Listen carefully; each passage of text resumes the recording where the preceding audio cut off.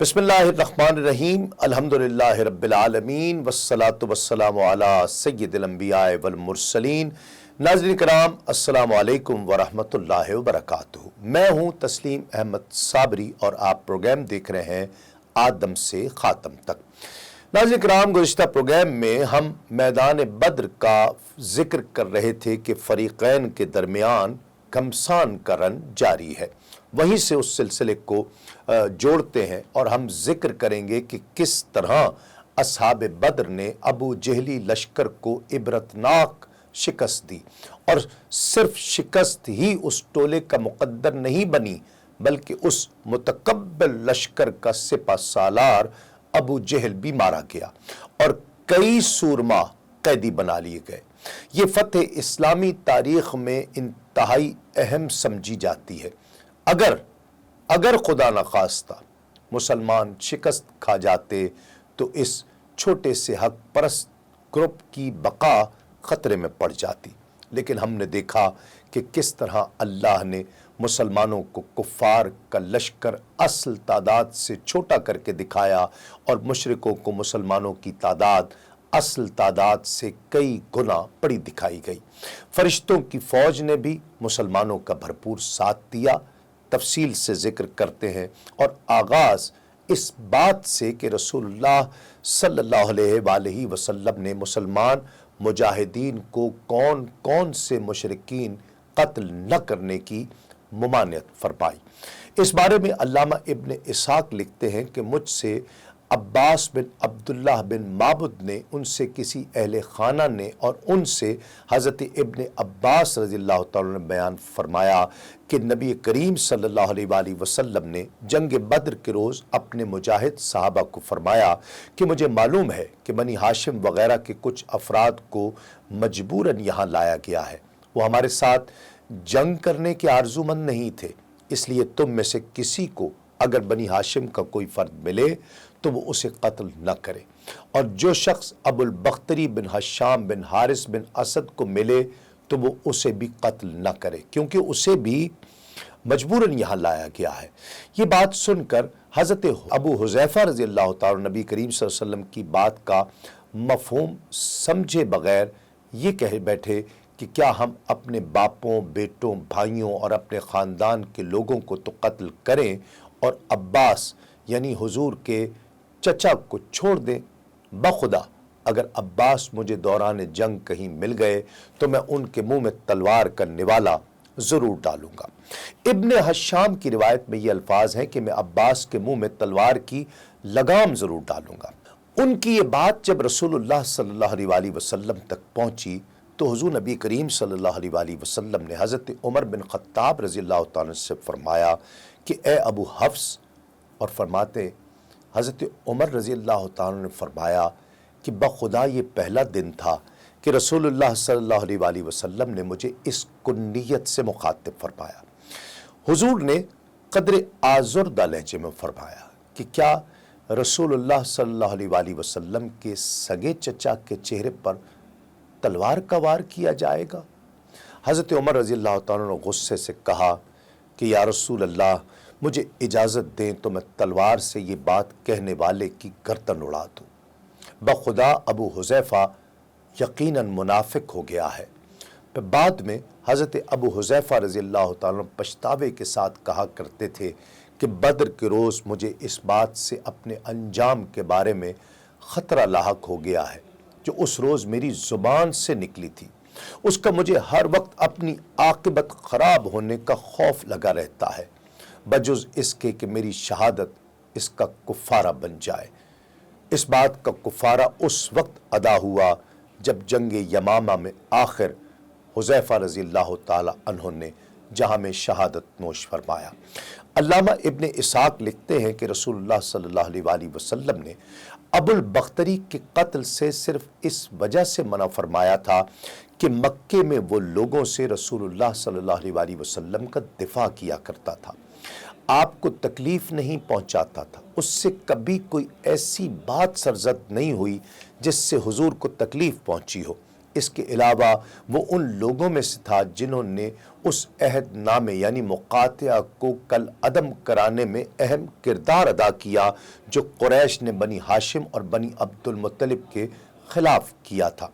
میدان جنگ میں اس کا سامنا حضرت مجزر بن زیاد البلوی رضی اللہ تعالیٰ سے ہو گیا جو انصار کے قبیلہ بنی سالم بنی اوف کے حلیف تھے۔ حضرت مجزر نے ابو البختری کو بتایا کہ رسول اللہ صلی اللہ علیہ وآلہ وسلم نے ہمیں تجھے قتل کرنے سے روک رکھا ہے۔ ابو البختری کے ساتھ اس کا ایک دوست جنادہ بن ملیحہ موجود تھا جو مکے سے اس کے ساتھ آیا تھا۔ ابو البختری کا نام العاص تھا۔ ابو البختری نے مجزر سے پوچھا کہ میرے اس دوست کا کیا بنے گا؟ مجزر نے کہا بخدا ہم تیرے دوست کو نہیں چھوڑیں گے۔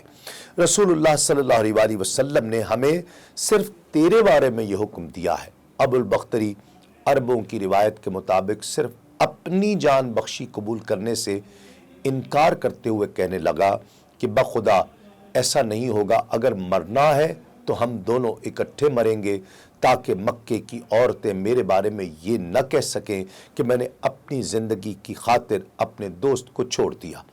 اب کوئی اور چارہ باقی نہیں رہ گیا تھا جب حضرت مجزر رضی اللہ تعالیٰ نے ابو البختری کو مقابلے کی دعوت دی اور یہ رجز پڑھا کہ کسی آزاد ماں کا بیٹا اپنے دوست کو حوالے نہیں کرے گا یہاں تک کہ وہ مر جائے یا اسے اپنا راستہ نظر آ جائے۔ یہ رجز پڑھنے کے بعد دونوں ایک دوسرے سے نبرد آزما ہوئے۔ حضرت مجزر نے ابو البختری کو چت کر دیا۔ مجزر بن زیاد نے ابو البختری کے قتل کے بارے میں یہ شعر پڑھا کہ اگر تو میرے نسب سے ناواقف ہے یا بھول گیا ہے تو اس نسبت کو ذہن نشین کر لے کہ میں قبیلہ بلی سے ہوں جو یزنی نیزوں سے لڑتے ہیں اور قوم کے سردار پر وار کرتے رہتے ہیں یہاں تک کہ وہ ٹیڑھا ہو جائے۔ اس شخص کو یتیم ہونے کی خوشخبری سنا دو جس کا باپ بختری ہے، یا اسی طرح کی خوشخبری میری طرف سے میرے بیٹوں کو سنا دو۔ میں ہی وہ شخص ہوں جس کے بارے میں کہا جاتا ہے کہ میری اصل قبیلہ بلی سے ہے۔ میں سیدھے نیزے کے ساتھ وار کرتا رہتا ہوں یہاں تک کہ وہ دوہرا ہو جائے، اور میں اپنی مشرقی تلوار کے تیز وار کے ساتھ مد مقابل کو ذبح کرتا ہوں۔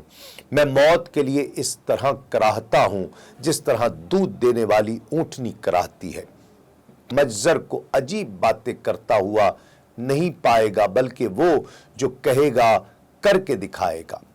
علامہ ابن اسحاق بیان کرتے ہیں کہ ابو البختری کو تہ تیگ کرنے کے بعد جناب مجزر رسول اللہ صلی اللہ علیہ وآلہ وسلم کی خدمت میں حاضر ہوئے اور عرض کی اس ذات کی قسم جس نے آپ کو حق کے ساتھ مبعوث فرمایا، میں نے بہت کوشش کی کہ اسے قید کر کے آپ کی خدمت پہ پیش کر دوں لیکن اس نے جنگ کے سوا کوئی بات نہیں مانی، اس لیے میں اس سے نبرد آزما ہو گیا اور اسے قتل کر ڈالا۔ ناظرین کرام، دوسری جانب میدان جنگ میں گھمسان کا رن پڑ رہا تھا۔ فریقین کے بہادر جوان اپنی تلواروں سے اپنے مخالفین کی گردنیں اڑا رہے تھے۔ مجاہدین اسلام صحابہ غزوہ بدر میں وقوع پذیر ہونے والے چشمدید حالات بیان کرتے ہوئے کہ بسا اوقات ہمیں کسی کافر پر حملہ کرنے کے لیے آگے بڑھتے تو ہم دیکھتے کہ ہماری تلوار کے پہنچنے سے پہلے ہی اس کا سر کٹ کر دور جا گرتا۔ ظاہر ہے کہ فرشتے قطار در قطار نازل ہو کر مسلمانوں کی مدد کر رہے تھے۔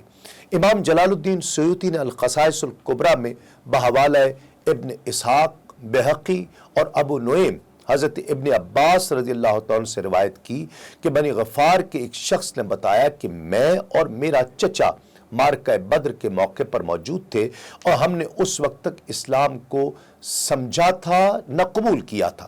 ہم دونوں پہاڑ پر چڑھے انتظار کر رہے تھے کہ دونوں فریقوں میں سے کوئی ایک ہزیمت کھا کر بھاگے اور ہم جا کر مال لوٹ لیں۔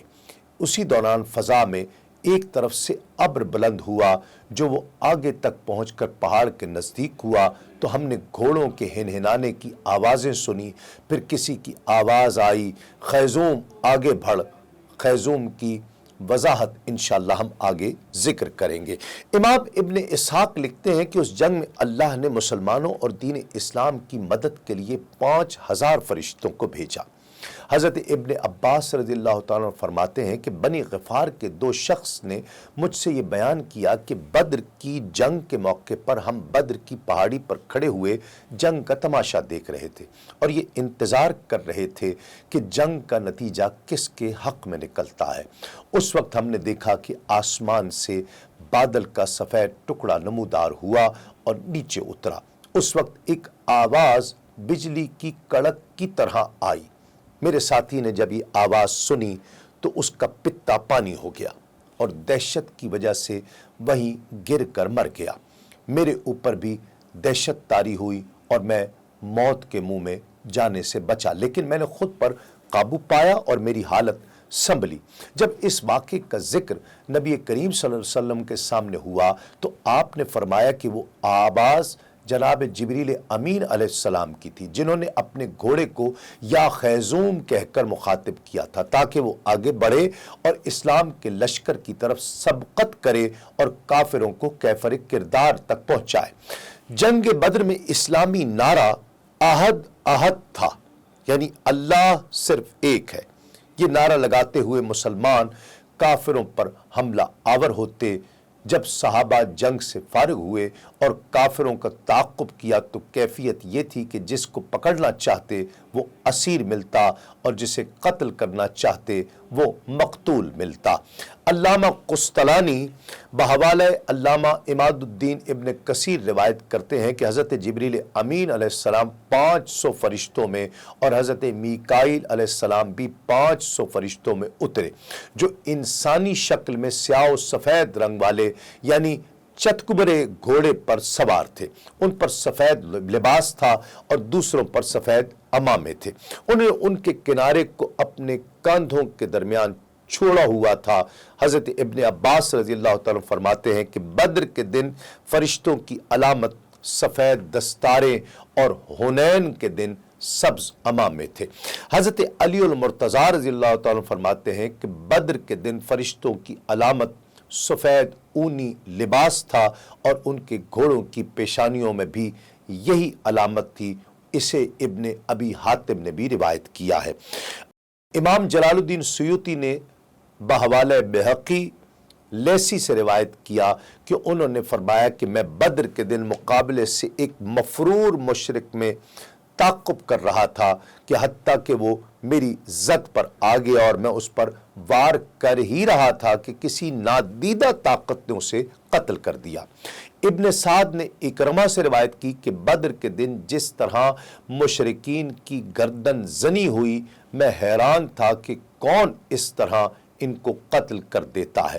غالباً انہی کے بارے میں شاعر مشرق نے کہا تھا کہ یہ غازی، یہ تیرے پراسرار بندے، جنہیں تو نے بخشا ہے ذوق خدائی، دو نیم ان کی ٹھوکر سے صحرا و دریا، سمٹ کر پہاڑ ان کی ہیبت سے رائی، شہادت ہے مطلوب و مقصود مومن، نہ مال غنیمت نہ کشور کشائی۔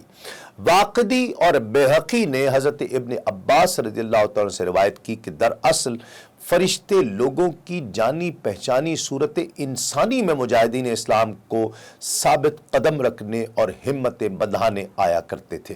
وہ کسی جانے پہچانے شخص کی صورت اختیار کر کے آتے اور بتاتے کہ کافر مروب ہیں، ان میں جنگ کی جرت اور مقابلے کی تاب نہیں ہے، یا ان کے رہنماؤں اور سرداروں میں اتحاد اور متحد الخیالی نہیں ہے۔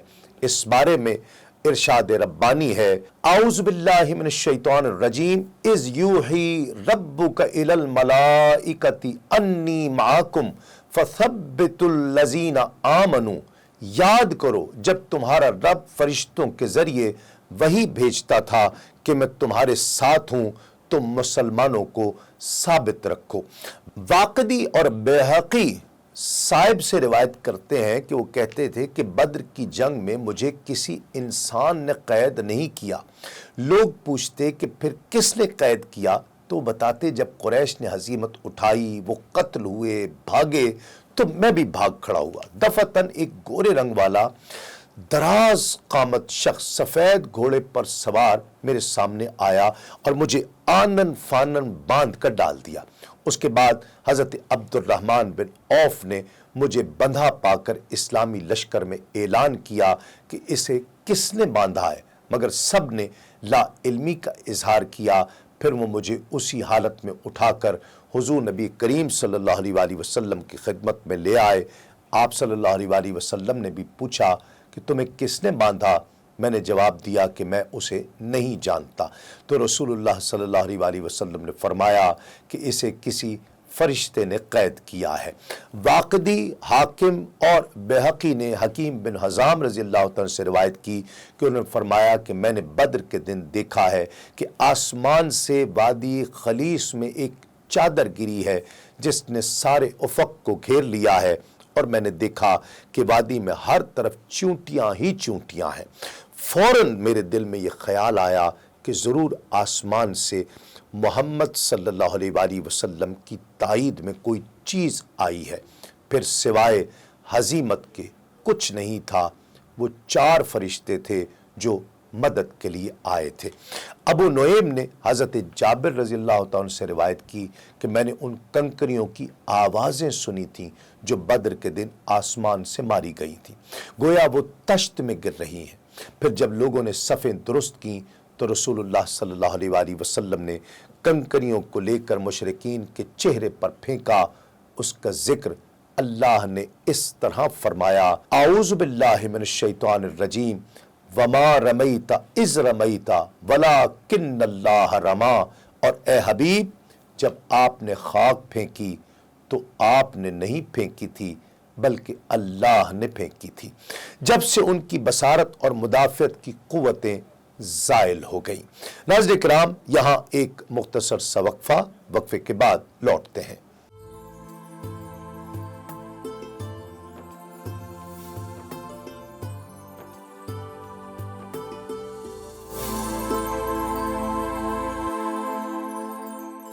ناظرین کرام، خوش آمدید۔ آپ پروگرام دیکھ رہے ہیں آدم سے خاتم تک۔ امام ابن حشام اور امام ابن کثیر لکھتے ہیں کہ ابلیس جو سراقہ بن مالک کی شکل میں اپنے شیطانی غنڈوں کی امداد کے لیے مصروف پیکار تھا، اس کی نظر جب ملائکہ کے دستوں پر پڑی تو چیخ اٹھا، اس کے اوسان خطا ہو گئے اور وہاں سے بھاگنے میں ہی اس نے عافیت سمجھی۔ حارث بن حشام نے جب اسے بھاگتے ہوئے دیکھا تو اسے پکڑ لیا اور کہا کہ سراقہ، ہمیں جنگ میں دھکیل کر تم اب کہاں بھاگ رہے ہو؟ اس نے سمجھا کہ یہ سراقہ بن مالک ہے۔ ابلیس نے اسے ایک گھونسا رسید کیا اور اپنا دامن چھڑا کر وہاں سے بھاگ گیا، اور وہ کہتا جا رہا تھا، قرآن مجید میں ذکر آیا کہ میں وہ دیکھ رہا ہوں جو تم نہیں دیکھ رہے، میں اللہ سے ڈرتا ہوں اور اللہ کے عذاب شدید ہے۔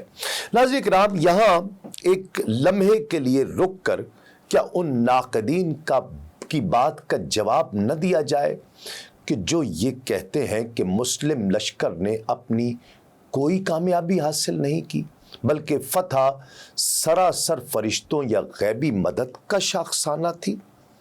تو عرض یہ ہے کہ ابھی ہم نے ابلیس کے واقعے کا ذکر کیا ہے۔ 1 منٹ کے لیے ناقدین کی بات اگر درست مان لی جائے، فرض کیا جائے، تو وہ اس بات کا کیا جواب دیں کہ ابلیس سمیت شیاطین کی جو فوج ظفر موج ابو جہلی لشکر میں تھی، کیا ان کی موجودگی میں یہ لیول پلینگ فیلڈ دستیاب تھی؟ شیاطین کو بھی اللہ نے طاقت تو بہت دی ہے، لہٰذا یہی کہنا درست ہوا کہ جنگ بدر میں اللہ نے شیطان کو کھل کر کھیلنے کا موقع نہیں دیا بلکہ اس کا سر کچل کر رکھ دیا۔ سراقہ بن مالک کے روپ میں ابلیس کے بھاگنا، مشرکین نے جب یہ دیکھا کہ ان کا سرگرم معاون تک میدان جنگ سے بھاگ نکلا ہے تو ان کے حوصلے پست ہونے لگے۔ ابو جہل کو اس بات کا علم ہوا تو بھاگا بھاگا آیا اور اپنے فوجیوں کا مورال بلند کرنے کی کوشش کرتے ہوئے کہا کہ سراقہ کے بھاگ جانے سے تم پست ہمت مت ہو جانا۔ اس نے تو پہلے ہی مسلمانوں سے ساز باز کر رکھی تھی کہ وہ عین حالت جنگ میں بھاگ کھڑا ہوگا تاکہ اس کی تقلید میں دوسرے لوگ بھی بھاگنے لگیں۔ وہ چلا گیا ہے تو اچھا ہوا، خس کم جہاں پاک، تم ڈٹے رہو۔ ابو جہل نے مزید کہا شیبہ، عتبہ اور ولید کے قتل ہونے سے بھی پریشان ہونے کی ضرورت نہیں ہے، وہ اپنی جلد بازی کے باعث مارے گئے ہیں، اس میں مسلمانوں کا کوئی کمال نہیں، وہ اگر سنبھل کر مقابلہ کرتے تو اپنے حریفوں کو پچھاڑ کر رکھ دیتے، ذرا صبر کرو اور ڈٹے رہو، دیکھو ہم ان چند سر پھروں کا کس طرح خاتمہ کرتے ہیں، یہ تمہارے ایک حلے کی تاب بھی نہیں لا سکیں گے، لات و عزا کی قسم ہم یہاں سے نہیں لوٹیں گے یہاں تک کہ ہم محمد صلی اللہ علیہ وآلہ وسلم اور ان کے ساتھیوں کو ان پہاڑوں میں منتشر نہ کر دیں۔ تم ان میں سے کسی آدمی کو قتل نہیں کرنا بلکہ ان کو گرفتار کر کے رسیوں سے باندھ دینا، تاکہ انہوں نے تم سے تعلق توڑ کر اپنے خداؤں لات اور عزا سے منہ موڑ کر جو فاش غلطی کی ہے اس پر وہ ندامت کا اظہار کریں۔ ناظرین کرام، ابو جہل کے الفاظ نے جلتی پر تیل ڈالنے کا کام کیا اور مشرکین کے جوش و خروش میں اضافہ ہوا، وہ بڑھ بڑھ کر مسلمانوں کی صفوں پر حملہ کرنے لگے، لیکن اب دیر ہو چکی تھی، جنگ کا پاسا پلٹ چکا تھا۔ عجیب منظر تھا، مشرکین شکست کھا کر میدان جنگ سے بھاگ رہے تھے، مڑ کر کسی کی طرف دیکھتے ہی نہیں تھے، زرہوں کو بوجھ سمجھ کر اتار اتار کر پھینکتے چلے جا رہے تھے اور مسلمان عقب سے شیروں کی طرح ان پر حملہ کر رہے تھے، کسی کو تہے دیکھ کر کے واصل جہنم کر رہے تھے، کسی کو اسیر بنا کر رسیوں سے جکڑ رہے تھے۔ ملائکہ بھی مسلمانوں کے ساتھ دوش بدوش کفار کو بے دریغ قتل کرنے میں مصروف تھے۔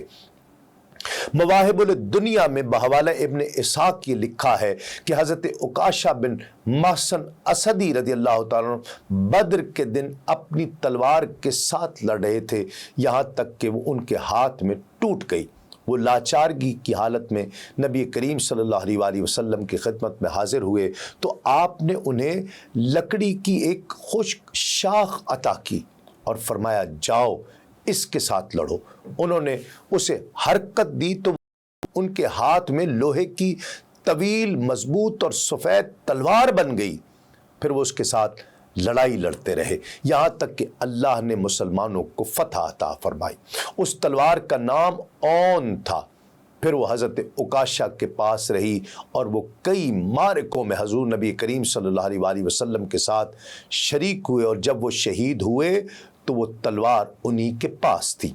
اسی طرح حضرت عکاشہ رضی اللہ تعالی عنہ بدر کے دن بارگاہ نبوت میں حاضر ہوئے، انہوں نے اپنا کٹا ہوا ہاتھ میں اٹھا رکھا تھا جس پر اکرمہ بن ابو جہل نے تلوار ماری تھی، وہ ہاتھ چمڑے کے ذریعے لٹک رہا تھا، نبی کریم صلی اللہ علیہ وآلہ وسلم نے اس پر لعاب مبارک لگایا تو وہ جڑ گیا۔ یہ بات قاضی ایاز نے عبداللہ بن وہب کی طریق سے معاذ بن عمرو سے نقل کرتے ہوئے ذکر کی ہے۔ ابن اسحاق کہتے ہیں کہ اس کے بعد آپ لمبے عرصے تک زندہ رہے یہاں تک کہ حضرت عثمان غنی رضی اللہ تعالی عنہ کا زمانہ آ گیا۔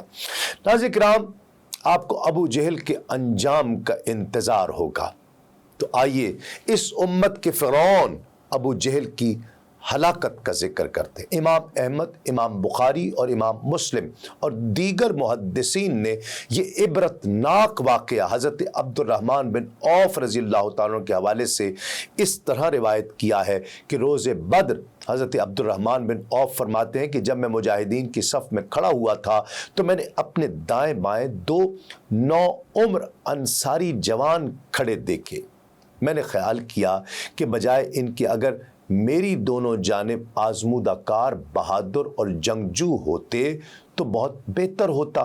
میں ابھی یہ سوچ ہی رہا تھا کہ آہستہ سے ان میں سے ایک نوجوان مجھ سے پوچھنے لگا کہ چچا جان، کیا آپ ابو جہل کو پہچانتے ہیں؟ میں نے جواب دیا کہ میں اسے خوب پہچانتا ہوں، تمہیں اس سے کیا کام ہے؟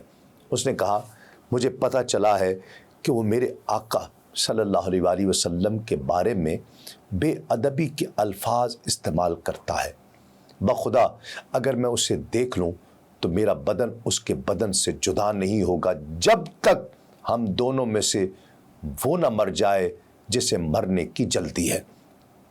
اس نے ابھی بمشکل اپنی بات ختم ہی کی تھی کہ دوسرے نوجوان نے میری چٹکی لی اور آہستہ سے مجھ سے وہی سوال پوچھا اور وہی بات کی جو پہلے نوجوان نے کی تھی۔ اچانک میں نے دیکھا کہ ابو جہل لوگوں کے درمیان چکر لگا رہا ہے اور یہ رج پڑھ کر انہیں جوش دلا رہا ہے کہ یہ شدید جنگ مجھ سے کیا انتقام لے سکتی ہے۔ میں نوجوان طاقتور اونٹ ہوں جو اپنے ان فوان شباب میں ہے۔ میری ماں نے مجھے ایسی جنگوں کے لیے ہی جنا ہے۔ میں نے ان دونوں کم سن مجاہدوں سے، حضرت عبد الرحمن بن عوف فرماتے ہیں کہ کہا کہ یہ ہے وہ شخص جس کے بارے میں تم پوچھ رہے تھے۔ ناظرین کرام، وہ فرماتے ہیں کہ وہ عقابوں کی طرح جھپٹے اور ابو جہل پر حملہ آور ہوئے اور اپنی تلواروں کے وار سے اسے گھائل کر دیا۔ وہ بے حس و حرکت زمین پر گر پڑا اور یہ کارنامہ بجلی کی صورت سے انجام دینے کے بعد دونوں وہ نوجوان اپنے آقا علیہ الصلوۃ والسلام کی خدمت میں حاضر ہوئے اور عرض کی، یا رسول اللہ، ہم نے ابو جہل کو ٹھکانے لگا دیا۔ حضور نے پوچھا، تم میں سے کس نے اسے قتل کیا ہے؟ دونوں نے کہا کہ میں نے اسے قتل کیا ہے۔ حضور نے پوچھا کہ جن تلواروں سے تم نے اسے قتل کیا ہے انہیں کپڑے سے صاف تو نہیں کیا؟ عرض کیا، نہیں، وہ ویسی کی ویسی ہیں۔ نبی کریم صلی اللہ علیہ وآلہ وسلم نے ان کی تلواروں کو دیکھا، وہ دونوں خون سے رنگی ہوئی تھی، اور تصدیق کرتے ہوئے فرمایا، واقعی تم دونوں نے اس کو قتل کیا ہے۔ اسلام کے یہ دو شاہین صفت مجاہد جنہوں نے قریش کے لشکر کے سپہ سالار، دشمن خدا، دشمن رسول اور امت مصطفیٰ کے سرکش اور سنگ دل فرعون کو موت کی گھاٹ اتارا، یہ کون تھے؟ ناظرین کرام، آپ کو یاد ہوگا کہ مدینہ طیبہ کے چند فرخندہ بخت افراد نے مکہ مکرمہ میں حاضر ہو کر رحمت عالم صلی اللہ علیہ وآلہ وسلم کے دست ہدایت بخش پر سب سے پہلے اسلام قبول کرنے کی بیعت کی تھی۔ ان کی کل تعداد 6 یا 8 تھی۔ ان میں ایک خاتون بھی تھی جن کا نام افرا تھا، جو اپنی لازوال قربانیوں، عظیم خدمات اور درخشاں کارناموں کے طفیل اعلیٰ اور عرفہ مقام پر فائز ہوئی۔ انہوں نے 2 شادیاں کی تھیں۔ ان کے پہلے شوہر کا نام حارث بن رفاع التجاری تھا۔ حضرت افرا کے بطن سے ان کے 3 بیٹے پیدا ہوئے جن کے نام عوف، معاذ اور معاوض ہے۔ یہ تینوں اپنے باپ کے بجائے اپنی عظیم القدر ماں کی طرف منسوب کیے جاتے ہیں۔ انہیں فرزندان حارث کہنے کے بجائے فرزندان افرا کہا جاتا ہے۔ حارث کے بعد اس کی شادی بکیر بن یالیل سے ہوئی۔ دوسرے خاوند کے ان کے شکم سے 4 فرزند ہوئے جن کے نام ایاس، عاقل، خالد اور عامر ہے۔ حضرت افرا کے ان 7 بیٹوں کو یہ شرف حاصل ہے کہ ان سب نے حق و باطل کے پہلے معرکے میں اپنے خالق کریم کے نام کو بلند کرنے کے لیے شرکت کی اور جاں بازی کے ایسے کارنامے سر انجام دیے جن پر ملت اسلامیوں کو بجا طور پر فخر ہے۔ اور جو 2 نوجوان بیک وقت رسول اللہ صلی اللہ علیہ وآلہ وسلم کی خدمت اقدس میں حاضر ہوئے، وہ حضرت معاذ اور حضرت معاوض ہی تھے۔ جنگ بدر کے بارے میں حضرت معاذ رضی اللہ تعالیٰ نے فرمایا کہ میں نے لوگوں کو یہ کہتے ہوئے سنا کہ ابو جہل تک کوئی نہیں پہنچ سکتا۔ میں نے دل میں ٹھان لی کہ میں اس دشمن خدا اور دشمن رسول کو ضرور جہنم رسید کر کے رہوں گا۔ جب مجھے موقع ملا تو میں اپنی تلوار لہراتا ہوا اس پر ٹوٹ پڑا۔ میرے پہلے وار سے اس کی ٹانگ پنڈلی سے کٹ کر دور جا گری۔ اس کے بیٹے اکرمہ نے، جو بعد میں مسلمان ہوئے، میرے کاندھے پر تلوار سے وار کیا جس سے میرا بازو کٹ گیا۔ صرف جلد کے ایک تسمے سے وہ میرے کندھے سے پیوست رہا اور لٹکنے لگا۔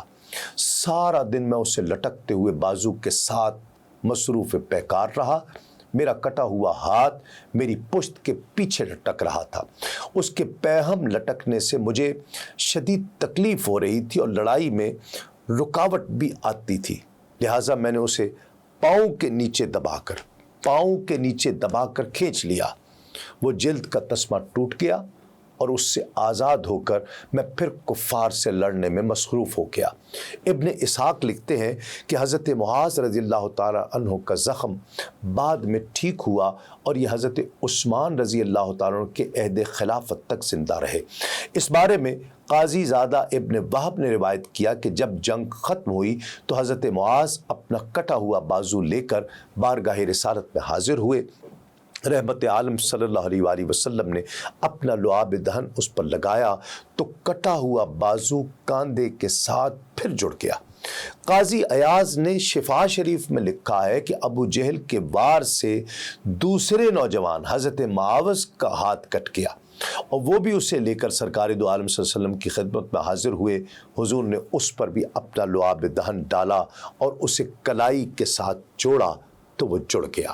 معاوض دوبارہ نئے عزم کے ساتھ کفار کے ساتھ جہاد کرنے میں مصروف ہوئے اور داد شجاعت دیتے رہے یہاں تک کہ خلعت شہادت سے سرفراز کیے گئے۔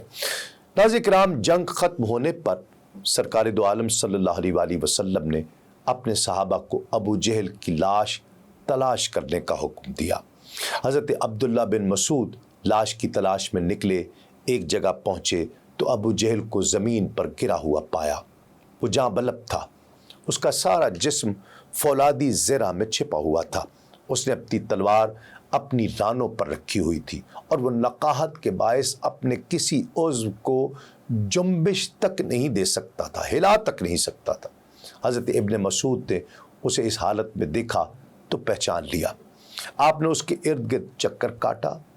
چاکنی کے عالم میں بھی اس کی نخوت کا یہ عالم تھا کہ حضرت ابن مسعود جب اس کی چھاتی پر چڑھ گئے تو وہ بولا، اے بکریوں کے نکمے چرواہے، تو نے بڑے دشوار زینے پر قدم رکھا۔ آپ نے اس کے ارد گرد چکر کاٹا، اپنی تلوار سے اس کا سر الگ کرنے کا ارادہ کیا، لیکن پھر انہیں خیال آیا کہ ان کی تلوار پرانی اور بوسیدہ ہے، شاید اس کی گردن نہ کاٹ پائے۔ انہیں اپنی تلوار سے اس کے سر پر ضربیں لگانا شروع کر دی۔ انہیں یاد آ گیا کہ وہ کبھی ان کے بالوں کو کھینچا کرتا تھا۔ تلوار پر اس کے ہاتھ کی گرفت ڈھیلی پڑ گئی۔ میں نے اس سے تلوار کھینچ لی۔ جاں کنی کے عالم میں اس نے اپنا سر اٹھایا اور پوچھا، یمن الدیرہ، فتح کس کو ہوئی؟ میں نے کہا، للہ و رسولہ، اللہ اور اس کے رسول کو فتح ہوئی۔ میں نے اسے داڑھی سے پکڑ کر جھنجھوڑا اور کہا، اللہ کا شکر ہے جس نے اے اللہ کے دشمن تجھے ذلیل اور رسوا فرمایا۔ میں نے خود اس کی گدی سے ہٹایا اور اس پر تلوار کا وار کیا، اس کی گردن کٹ کر سامنے جا گری۔ پھر میں نے اس کے ہتھیار، زرہ، لباس وغیرہ اتار لیے، پھر اس کا سر اٹھا کر بارگاہ رسالت صلی اللہ علیہ وآلہ وسلم میں لے آیا اور عرض کی، یا رسول اللہ، اللہ کے دشمن ابو جہل کا یہ سر ہے۔ حضور نبی کریم صلی اللہ علیہ وآلہ وسلم نے 3 بار فرمایا، اللہ کا شکر ہے جس نے اسلام کو اور اہل اسلام کو عزت عطا فرمائی۔ پھر حضور نبی کریم صلی اللہ علیہ وآلہ وسلم سر بسجود ہو گئے اور یہ فرمایا، ہر امت میں ایک فرعون ہوتا ہے، امت مسلمہ کا فرعون یہ ابو جہل تھا۔ ناظرین کرام، یہاں ایک مختصر سا وقفے کے بعد لوٹتے ہیں اس یقین کے ساتھ، آپ کہیں نہیں جائیں گے۔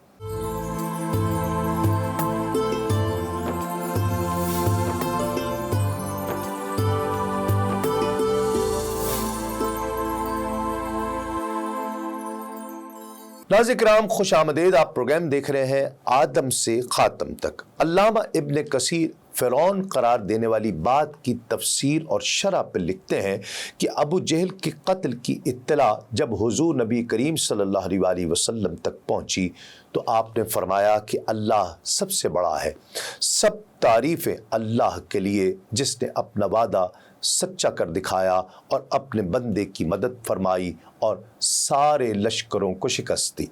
حضرت ابن مسعود سے مکالمے کے وقت ابو جہل کی ٹانگیں کٹ گئیں، سارا جسم زخموں سے چور چور ہے، سفر آخرت درپیش ہے، حیات مستعار کے صرف اب چند لمحے باقی ہیں۔ حالت نزا میں بھی بدبخت کے اندر سے اسلام اور پیغمبر اسلام کی عداوت کا لاوا پھوٹ پھوٹ کر ابل رہا ہے۔ اس نے حضرت ابن مسعود پر نگاہ ڈالی اور کہا اپنے نبی کو میرا یہ پیغام پہنچانا کہ میں عمر بھر اس کا دشمن رہا ہوں اور اس وقت بھی ان کے بارے میں میرا جذبہ عداوت کا بہت شدید ہے۔ حضرت ابن مسعود رضی اللہ تعالیٰ نے اپنے آقا صلی اللہ علیہ وآلہ وسلم کو اس ازلی بدبخت کا یہ جملہ عرض کیا تو آقا نے فرمایا کہ جس طرح بارگاہ الہی میں تمام انبیاء سے زیادہ معزز اور مکرم ہوں اور جس طرح میری امت بارگاہ خداوندی میں تمام امتوں میں سے افضل و اعلیٰ ہے، اسی طرح میری امت کا فرعون بھی تمام امتوں کے فرعونوں سے زیادہ سنگ دل اور کینہ پرور ہے۔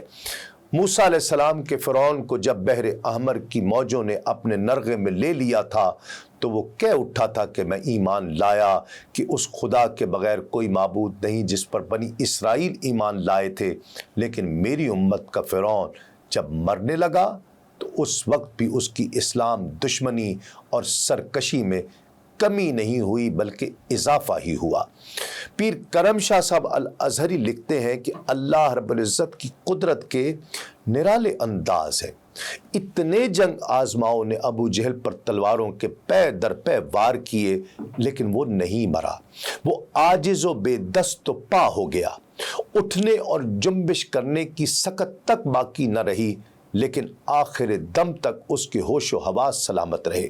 اس میں حکمت یہ تھی کہ اس پیکر نخوت و رعونت کو اس شخص کے ہاتھوں واصل جہنم کیا جائے جو مالی لحاظ سے کنگال، جسمانی لحاظ سے ضعیف و نزار اور نسبی لحاظ سے بے یار و مددگار تھا۔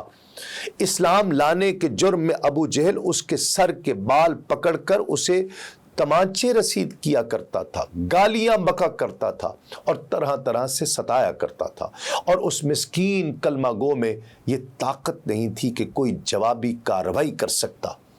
آج وہ نادار اور نحیف حضرت عبداللہ بن مسعود رضی اللہ تعالیٰ عنہ اس کی چھاتی پر بیٹھ کر مونگ دل رہے ہیں، اس کے سر کو ٹھوکریں مار رہے ہیں، اپنے پاؤں تلے روند رہے ہیں، اس کا خود اتار کر اس کے ہاتھ سے اس کی شمشیر آبدار چھین کر اس کی گردن کو کاٹ رہے ہیں۔ وہ بے ہوش نہیں، ہوش میں ہے، اس تذلیل اور رسوائی کا شعور رکھتا ہے لیکن دم نہیں مار سکتا۔ حضرت ابن مسعود اپنی کمزور کلائی والے ہاتھوں سے اس کے سر غرور کو کاٹتے ہیں، اسے اٹھا کر حضور نبی کریم صلی اللہ علیہ وآلہ وسلم کے نالین پاک کے نیچے پھینک دیتے ہیں، اور اس فرمان الہی کا عملی اظہار ابو جہل کی عبرتناک اور المناک موت سے بخوبی ہو رہا ہے۔ اعوذ باللہ من الشیطان الرجیم۔ وَلِلَّهِ الْعِزَّةُ وَلِرَسُولِهِ وَلِلْمُؤْمِنِينَ وَلَكِنَّ الْمُنَافِقِينَ لَا يَعْلَمُونَ۔ حالانکہ ساری عزت تو صرف اللہ کے لیے، اس کے رسول کے لیے اور ایمان والوں کے لیے ہے، مگر منافقوں کو اس بات کا علم نہیں۔ ناظرین کرام، امام بخاری نے حضرت زبیر بن عوام رضی اللہ تعالیٰ سے روایت کیا ہے کہ بدر کے دن میرا مقابلہ عبیدہ بن سعید بن العاص سے ہوا۔ وہ سر تپا فولاد میں غرق تھا، اس کی 2 آنکھوں کے سوا کچھ نظر نہیں آ رہا تھا۔ اس نے اپنی کنیت ابو ذات الکرش رکھی ہوئی تھی۔ اس نے مجھے دیکھا تو للکار کر کہا کہ میں ابو ذات الکرش ہوں، اگر ہمت ہے تو میرے مقابلے میں آ۔ میں نے اپنا نیزہ تاک کر اس کی آنکھوں میں گھونپ دیا، اس ایک ضرب سے ہی اس کا کام تمام ہو گیا، لیکن نیزہ اس کے سر میں ایسا کھبا کہ بڑی کوشش کے باوجود وہ نہیں نکلا۔ آخر میں اپنا پاؤں اس کے چہرے پر رکھا اور اسے نکالنے کے لیے پورا زور لگایا تو نیزہ تو اس کی آنکھوں سے نکل آیا، لیکن اس کا پھل ٹیڑھا ہو گیا تھا۔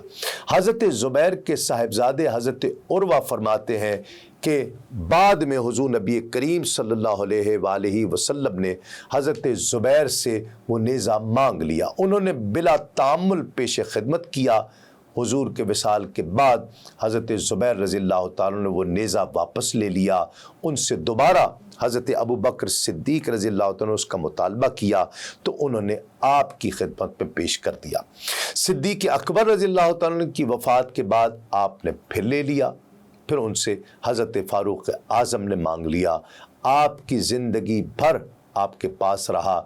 जब हज़रत उमर फ़ारूक़ रज़ी अल्लाह ताला शहीद हुए तो फिर हज़रत उस्मान गनी रज़ी अल्लाह ताला ने मेरे वालिद से ले लिया। उनकी शहादत तक उनके पास रहा। फिर सैयदना अली अल मुर्तज़ा रज़ी अल्लाह ताला ने आपसे तलब कर लिया। जब आपने शहादत पाई तो फिर आपके ख़ानदान में ही रहा। इमाम अबू यूसुफ अस्सालिही लिखते हैं कि आसिम बिन अम्र बिन क़तादा अपने बाप अम्र से और वो अपने बाप क़तादा से रिवायत करते हैं कि ग़ज़वा बद्र में उनकी आँख को तीर लगा, जिससे सारा ढेला उनके रुखसार पर बहने लगा। लोगों ने इरादा किया कि इसको काट कर अलग कर दें। उन्होंने उसके बारे में नबी करीम सल्लल्लाहु अलैहि वसल्लम से पूछा तो उन्होंने फरमाया हरगिज़ नहीं।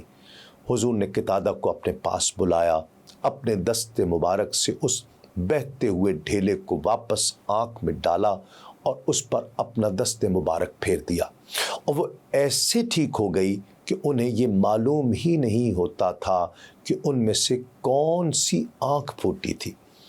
इमाम इब्न कसीर लिखते हैं कि जब कुफ़ार कुरैश के नामवर अफराद मारे गए तो उनके पाँव उखड़ गए और मैदान जंग से भागकर अपनी जानें बचाना चाही।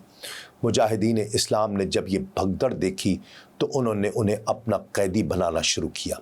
रस्सियों से एक एक दो दो को बांधने लगे।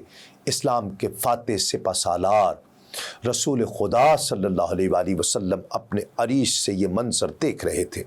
हज़रत साद बिन मुआज़ चंद अंसारी जांबाजों के साथ अपने आका अलैहिस्सलाम की हिफाजत के लिए चाको चौबंद खड़े थे। वो भी कुफ़ार की अफरा तफरी और मुसलमानों का उनको कैदी बनाने का मुशाहिदा कर रहे थे, लेकिन उनके चेहरे पर नागवारी के आसार नुमाया थे। हुज़ूर नबी करीम सल्लल्लाहु अलैहि वसल्लम ने फरमाया कि साद, मुझे तो यूँ महसूस हो रहा है कि तुम्हें ये बात पसंद नहीं कि कुफ़ार को कैदी बनाया जाए। उन्होंने अर्ज़ की, बेशक या रसूल अल्लाह, मुझे ये बात पसंद नहीं। ये पहला बारका था जिसमें अल्लाह रब्बुल इज़्ज़त ने मुशरिकीन को शिकस्त दी है। इसमें उनके ज़्यादा से ज़्यादा अफराद को मौत की घाट उतारना मेरे नज़दीक इन्हें ज़िंदा रखने से बहुत बेहतर था।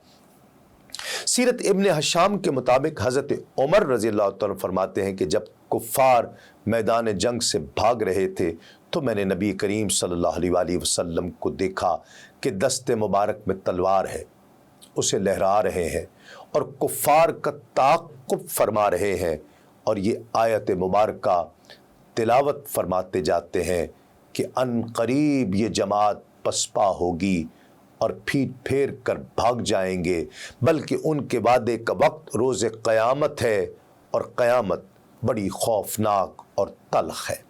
हज़रत उमर फ़ारूक़ रज़ी अल्लाह ताला फरमाते हैं कि मुझे इस आयत का मफ़हूम उस रोज़ मालूम हुआ। मारका बद्र नाज़रीन किराम 17 रमज़ान मुबारक बरोज़ जुमातुल मुबारक वक़ू पज़ीर हुआ। सुबह के वक्त लड़ाई शुरू हुई और ज़वाल आफ़ताब तक जारी रही। जब सूरज ढलने लगा तो कुफ़ार के कदम उखड़ गए और उन्होंने राह फ़रार इख्तियार की। जब फ़ख्र दो आलम सल्लल्लाहु अलैहि वसल्लम उस जंग से फारिग हुए तो किसी ने मशवरा दिया कि ए अल्लाह के नबी, अब अबू सुफियान वाले तिजारती काफ़िले पर हल्ला बोल देना चाहिए, क्योंकि अब हमारे रास्ते में कोई रुकावट नहीं है। हुजूर के चचा हज़रत अब्बास जो उस वक्त जंगी कैदी थे और एक रस्सी से बंधे हुए थे, जब उन्होंने ये बात सुनी तो खामोश नहीं रह सके। अर्ज़ किए, हुजूर आपके लिए मुनासिब नहीं है। पूछा क्यों? तो कहा कि अल्लाह रब्बुल इज़्ज़त ने 2 गिरोहों में से एक पर आपको गलबा देने का वादा किया था, वो वादा पूरा हो गया। हुजूर ने फरमाया, अब्बास तुम सच कहते हो। इमाम बुखारी ने अपनी सही में हज़रत जुबैर बिन मुतअम के हवाले से रिवायत किया है कि रहमत आलम सल्लल्लाहु अलैहि वसल्लम ने फरमाया, अगर मुतअम बिन अदी ज़िंदा होता और वो इन जंगी कैदियों के बारे में सिफारिश करता तो मैं उन सब को फ़िदिया लिए बग़ैर رہا کر دیتا۔ مطعم بن عدی نے شیب ابی طالب میں محاصرے کو کل عدم کرنے کے لیے اہم کردار ادا کیا تھا، اس لیے حضور نبی کریم صلی اللہ علیہ وآلہ وسلم کو ان کی اس خدمت کا پاس تھا۔ ناظرین کرام، آج کے پروگرام کا وقت تمام ہوتا ہے۔ آج اگرچہ ہم نے بدر کے میدان میں جنگ کا خاتمہ دیکھا ہے، لیکن معرکہ بدر کی تمام تفصیل ابھی بیان نہیں ہوئی۔ اگلے پروگرام میں شکست کے بعد مکے میں جو صف ماتم بچھی، اس کا حال اور قیدیوں کی تفصیل وغیرہ آپ کی نظر کریں گے۔ دیکھتے رہیے آدم سے خاتم تک، صرف سنو نیوز پر۔ تسلیم احمد صابری کو اجازت دیجیے۔ السلام علیکم۔ تسلیمات۔